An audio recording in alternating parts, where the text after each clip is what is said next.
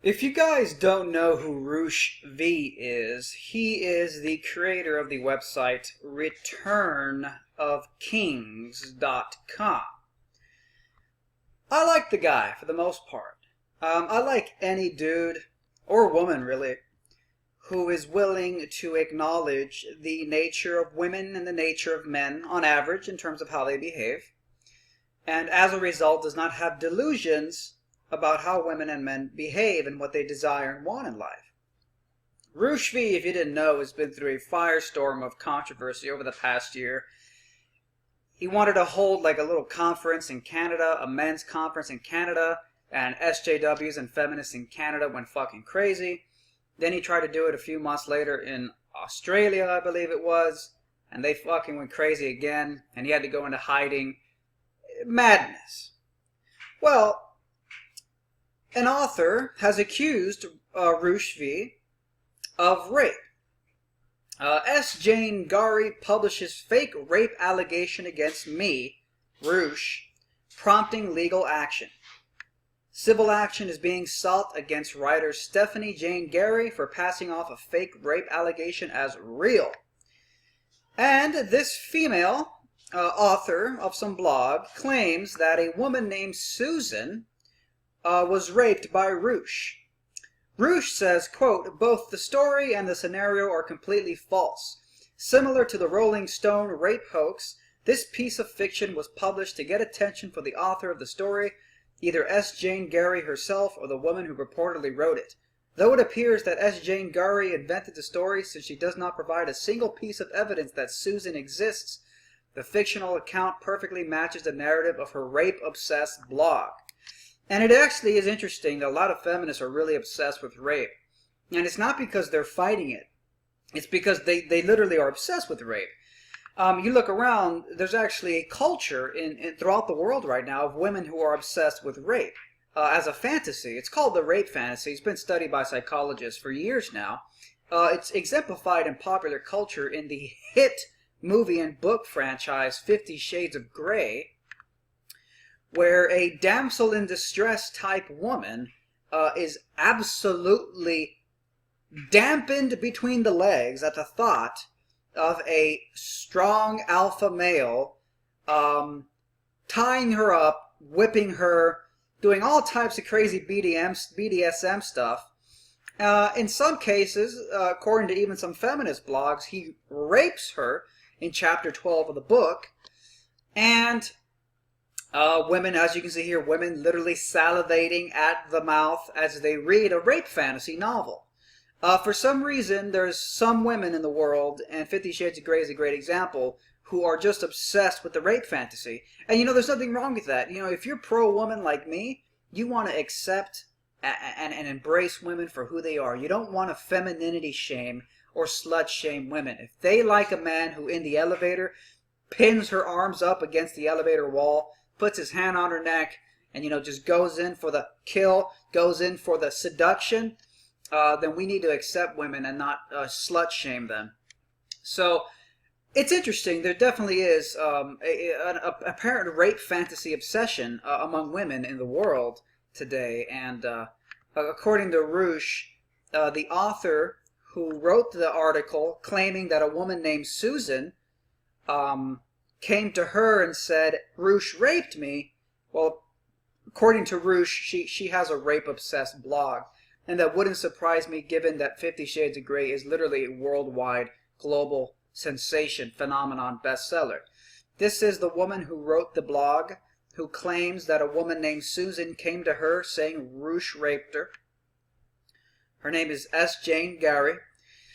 And according to what the female author wrote, Roosh approached Susan, that's the girl who claimed she was raped, in Iceland, where he was busy bagging chicks for one of his sex travel guides.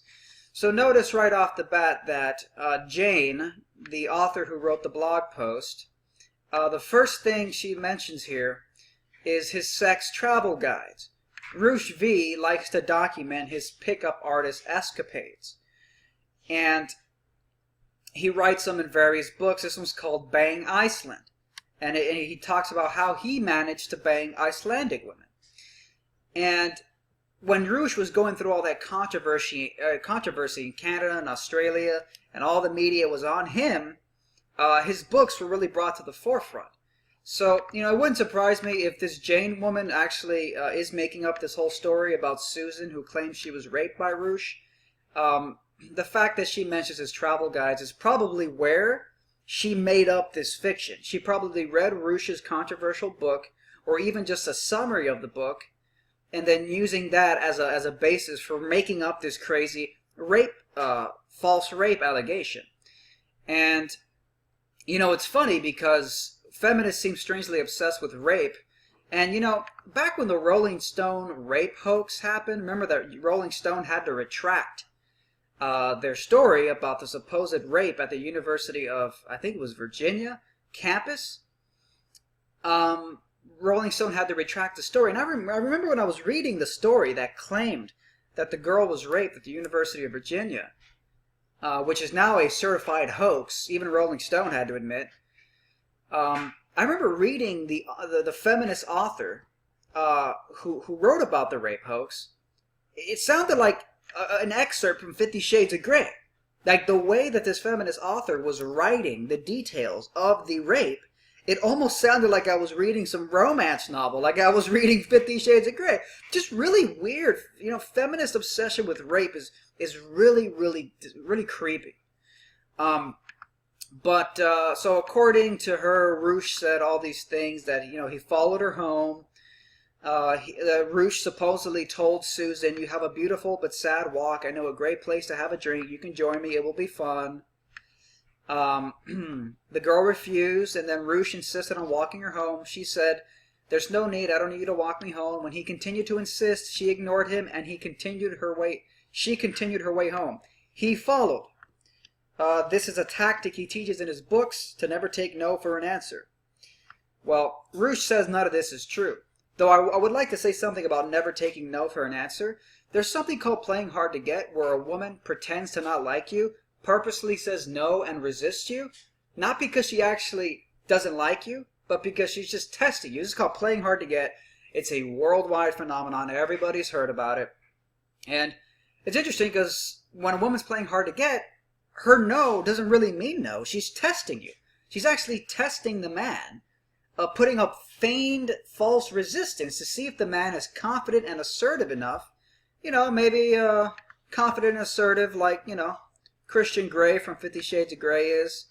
Pinning her up against the elevator. Apparently what women like to fantasize about. Women are the primary consumers of this rape fantasy madness. But anyways,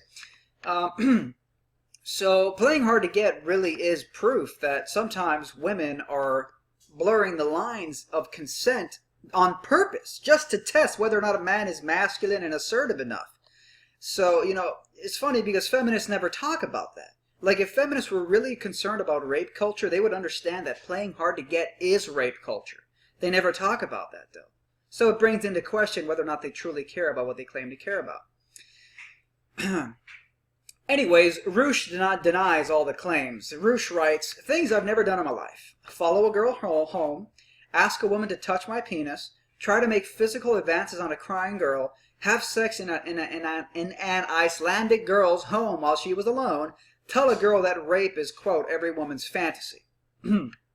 Now, Roosh says, "This is not a case of a girl I know making up an encounter, but a girl who I've never met, who I believe doesn't even exist." He's talking about Susan, the girl who supposedly cried rape, inventing a situation after skimming through publicly available excerpts of my book, Bang Iceland. This is not unlike when the Rolling Stone published a fake rape account by a troubled young woman who merely wanted a guy she liked to give her attention. The whole world believed her before she was exposed as a fraud, harming the fraternity, the university, and the credibility of real rape victims in the process. And it actually came out that the girl who cried rape in the Rolling Stone case probably did it, based on numerous accounts, probably did it because she was trying to get the attention of a guy she liked. Literally. So that tells you how some women take rape. They think it's a joke.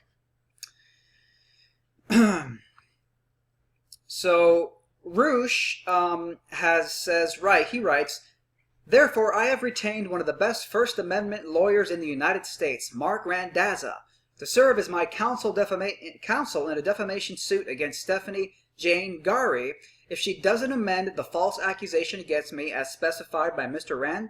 Randazza in the following letter. So Roosh V, commending him. Short round of applause.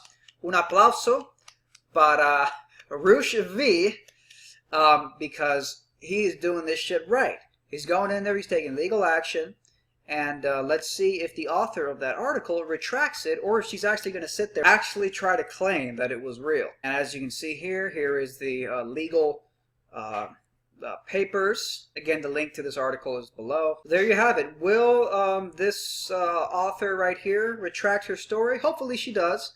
It's not really pro-woman to make light of rape by making up rape stories, which border on strange fan fiction romance novel rape fantasy madness. Dollar Beard Club. These guys got all the absolute epic products for your beard. If you have a beard or you're considering growing your beard and you want to keep that beard looking godly, they got great beard oils and balms and shampoos, including combs for your beard. Just $1 for the beard oil. Great prices, great product. The link is below. Click that link. It'll take you right to their site.